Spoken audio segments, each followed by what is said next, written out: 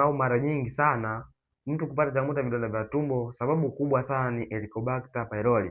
Sasa huyu bakteria ukianza kumpata, huwa anaenda kutoa acid, ambayo hiyo acid huenda kushambulia pia katika kuta zako za tumbo, lakini pia huwa inapanda pia kutoka tumboni kwenda mpaka kwenye koo. Sasa hivi ni vitu ambavyo unatakiwa uvifanye ili kwenda kupunguza madhara ya Helicobacter pylori, lakini pia kwenda kupunguza madhara ya acid ambayo inazalishwa na yule bakteria.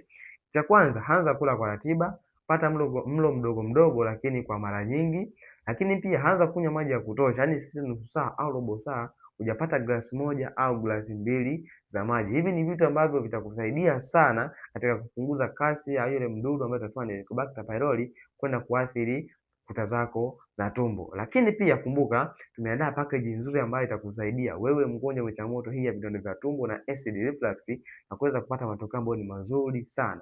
Andika neno unahitaji kwenye comment na mimi nitakusaidia, lakini pia usisahau kushare kwa rafiki zako 3 au 4 ambao wanajua changamoto hii ya vidonda vya tumbo pamoja na acid reflux.